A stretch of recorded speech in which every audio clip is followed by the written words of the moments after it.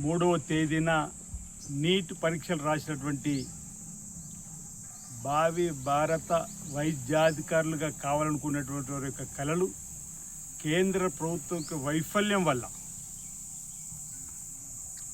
దేశవ్యాప్తంగా సుమారు 23 లక్షల మంది విద్యార్థులు నీట్ పరీక్షలు రాస్తే తెలంగాణలో 71,000 మంది విద్యార్థులు నీట్ పరీక్షలు రాస్తే కేంద్ర ప్రభుత్వ వైఫల్యంతో ఈ నెల 3న రాసినటువంటి పరీక్షలన్నీ కూడా రద్దు చేస్తున్నామని పరీక్షా పత్రాలు లీక్ అయిన సందర్భంగా రాజస్థాన్లో చెప్తున్న సందర్భం చూస్తే ముమ్మాటికి భారతీయ జనతా పార్టీ ప్రభుత్వ వైఫల్యం కొట్టొచ్చినట్టు కనిపిస్తుంది.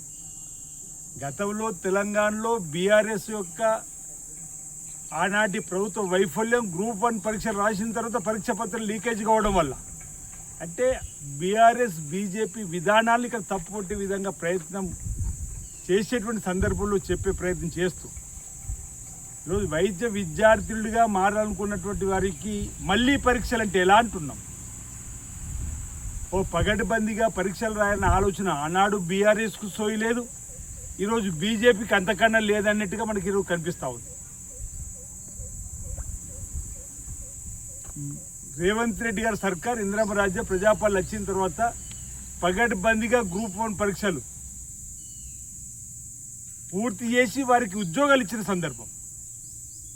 గతంలో నోటిఫికేషన్లు ఇచ్చే సందర్భం లేదు, ఒకవేళ ఇస్తే నోటిఫికేషన్లు ఇచ్చే కంటే ముందే పరీక్ష పత్రాలు లీకేజ్ చేసే సందర్భాలు.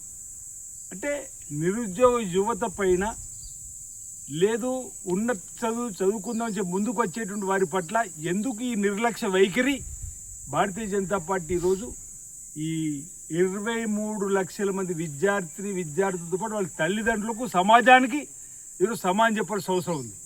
రాజస్థాన్లో ఈరోజు పేపర్ లీక్ అయిందంటే ఇప్పుడే అందుతున్న వార్తలు మరో రాష్ట్రంలో ఎవరిని అరెస్ట్ చేసిన చెప్పిన వార్తలు వస్తున్నాయంటే ఈరోజు ఈ విద్యార్థి యొక్క మానసిక శోభకు గురి చేసేటువంటి భారతీయ జనతా పార్టీ క్షమాపణ చెప్పాల్సిన అవసరం ఉందని మాట చెప్తా ఉన్నాం. సరే, వైఫల్యం చెందిన తర్వాత పట్టుకొని వాళ్ళు అరెస్ట్ చేయడం అని కాదు, ఈ నీటుకు రాసేటువంటి పరీక్ష పత్రాలు లీక్ కాకుండా చూసుకోవాల్సిన బాధ్యత ఈరోజు వైఫల్యం భారతీయ జనతా పార్టీ ప్రభుత్వాన్ని కొట్టొచ్చినట్టు కనిపిస్తుంది. గతంలో మహారాష్ట్రకు సంబంధించినటువంటి గ్రూప్ 1 పరీక్షలు రద్దు అయినట్టుగా ఈరోజు నీటికి సంబంధించిన పరీక్షలు రద్దు కావడం ఆ రెండు పార్టీలు ఒక వైఫల్యం చెప్పే ప్రయత్నం చేస్తూ ఈరోజు చిత్తశుద్ధితోటి ఈరోజు 70,000 ఉద్యోగ కల్పన, ఇంచుమించు 67,000 నుంచి 70,000 ఉద్యోగాల కల్పన ఎక్కడ ఎలాంటి పొరపచ్చాలు రాకుండా పగటిబందిగా రేవంత్ రెడ్డి గారి సర్కారులో జరిగినటువంటి పరీక్షలకు సంబంధించినటువంటి కార్యక్రమం కానీ తర్వాత వాళ్ళకు ఉద్యోగాలు ఇచ్చేటువంటి దానిలో కానీ ఇది నిబద్ధతతో చేసేటువంటి కార్యక్రమం. ఈ వైఫల్యం కేంద్ర ప్రభుత్వం ఉందని చెప్పి నీట్ విద్యార్థులకు సంబంధించిన మాట ఈ సందర్భంగా తెలియజేస్తూ రాబో రోజుల్లో ఇలాంటి ఘటనలు పునరావృతం కాకుండా చూడవలసినటువంటి బాధ్యత. ఎందుకంటే కష్టపడి చదివిన విద్యార్థులు మళ్ళీ ఇప్పుడు ఏ రకమైనటువంటిది ప్రశ్నలు వస్తాయని చెప్పిన ఒక భావంలో భయంలో ఉండేటువంటి పరిస్థితి, అలాంటిది రాకుండా చూడాల్సిన బాధ్యత ఈరోజు కేంద్ర ప్రభుత్వం తీసుకోవాలని చెప్పి సందర్భంగా చెబుతూ భారతీయ జనతా పార్టీకి సంబంధించినటువంటి ప్రభుత్వం ప్రజా వైఫల్యం చెందుతుంది. వరుసగా 3వసారి ప్రధానమంత్రి అయిన తర్వాత కూడా వారు మాట్లాడిన మాటలు చూశారు. ఏదో బంగారం కొనద్దు, అతి ఎక్కువగా తిరగవద్దు అంటే రకరకాల నియంత్రణలు పెట్టే ప్రయత్నం చేస్తున్నారు. అంటే ఇది ఒక రకంగా కేంద్ర ప్రభుత్వ వైఫల్యం వారి మాటల్లో కొట్టొచ్చినట్టు కనిపిస్తా ఉంది.